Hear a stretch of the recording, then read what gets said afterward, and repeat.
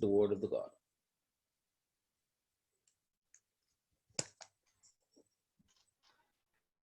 Thank you, Michael. I hope my broadband will hold up now. I'm closer to the connection here in the office. Anyone bring a pillow with them this morning?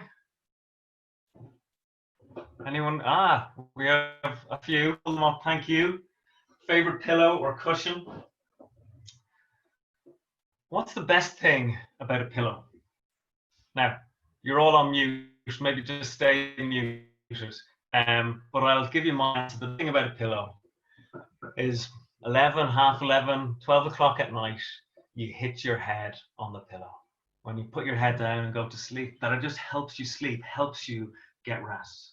And that's what I want to talk about this morning, is rest. We're going to talk about that for a number of weeks. And the reason is that as I've been talking to people over the last few weeks, the common theme is people are knackered, wrecked, tired. We are people who need rest. We have COVID fatigue. That's my learning over the last few weeks with COVID fatigue. And I don't just mean those who've got the coronavirus, where fatigue is a serious symptom of what they're getting, but actually just this fatigue from lockdown, from an unnormal and unnatural life. And we're just fed up with it as well, I think. There's that element of fatigue too. But I know for many, work is more intense. If you're working from home, and if you're in an environment where you have to wear a mask or PPE, home life, family life has been more intense if everyone's been around the whole time in the same building. And our social lives are different and restricted, and that gives us rest too. So life has changed for us all. So I wonder now, how tired are you? Do you feel at rest? If there was a scale of 1 to 5, and 1 is completely exhausted and 5 is raring to go, up and at 'em, what number would you give yourself? Now, the passage that Michael read for us, Hebrews chapter 4, is a passage about faith. The writer is encouraging this early church to keep faith, to hold on to their faith, and to not miss out on the benefits of faith and of salvation. But what intrigues me when I was reading it this week, and I'm reading the book of Hebrews myself, is this picture that he gives. His description of their salvation, of the life of faith, is rest. Rest. The promise is to enter his rest. Is that a fair description of our faith and of life with God? I mean, he's been talking about the Old Testament people, that generation of God's people who came out of Egypt, and they were to enter the promised land, and they didn't. They spent 40 years in the wilderness, if you remember, and they didn't enter his rest. He uses the word rest for that. And in our passage in verse 2, he's talking about having the good news proclaimed to us. We too have had that, and we need faith attached to that. So this is entering into faith and a life with God, salvation. And again, he uses this picture of rest. Something about faith, about life with God, is to give us rest and help us rest. Now, I think we know that there's a link between spiritual rest and physical rest and emotional rest, that we're whole beings and everything's related. And talking to someone this week made me realize just something simple like going for a walk gives you rest. Now, on one level, you could say that that's attention there. I mean, you're using your body, you're doing something. It should make you tired, but it gives us rest. It gives us soul rest to be out in nature, to get fresh air, to exercise, to walk with someone else and have conversation. It gives us soul rest. It's the physical, the spiritual, the emotional are all linked. So, does our faith give us rest? Can it give us rest? Is this a fair picture? Well, I just want to point out 3 things that this writer says. I didn't look for 3. I know I'm a preacher, but 3 things jumped out at me about rest in this passage.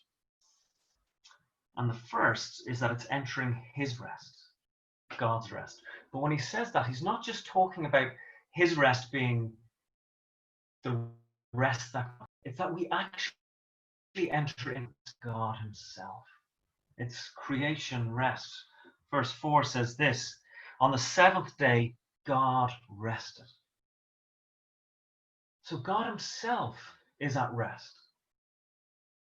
And our entering into his rest is to join into that place of rest with him, to share his rest. We share rest with God. When we live life with him, we share his rest. It's being at rest with him. So when we come to this lockdown, the intensity or the isolation, the tiredness that we feel, let God into that to experience his rest within it. We have to let him into our lockdown, let him into the specifics of where life is, and through our prayer, our conversation with him through the day, so that we share his rest at this time. The next thing I noticed is it's a creation rest, but it's also a Sabbath rest, is how it's described. In verse 9, there remains then a Sabbath rest for the people of God. And the word he's using there is getting at this sense of celebrating the Sabbath, of it being this festive occasion, that you actually go out and celebrate the Sabbath. It's joy, it's praise, it's worship. It's that type of rest that we get to have with God as people. So it's not just that we enter into God's rest, but that we praise and worship him. We put him at the center. And that is the great gift of worship. I mean, worship in its general sense, by putting our focus on him. We may do it through song and music, like I do in the shower, or maybe it's through contemplation, and it's through the word. But we get to focus on him. And the great gift of that is we take the focus off ourselves and our own lives, off lockdown, and it brings this new dimension into our lives. Sabbath rest. Sabbath rest. Life is more than lockdown when God becomes at the center of your life. We praise and worship him. And the last thing is in verse 10. And I've had this verse and this phrase going through my head for the last few days. I don't think I fully got it yet. I don't think I've captured it. Maybe some of you can enlighten me, but I like it.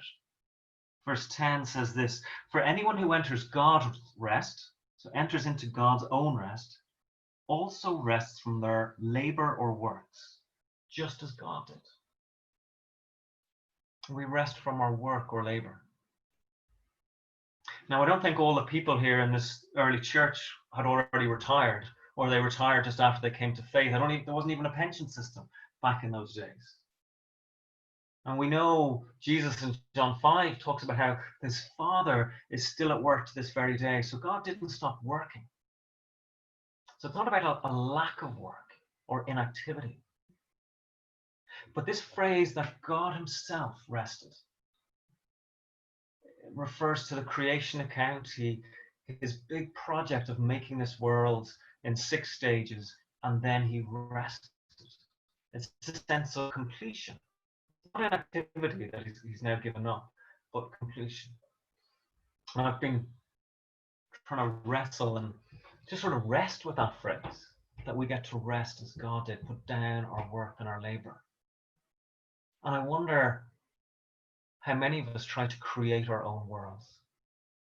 God rested from creating the worlds, although he kept working.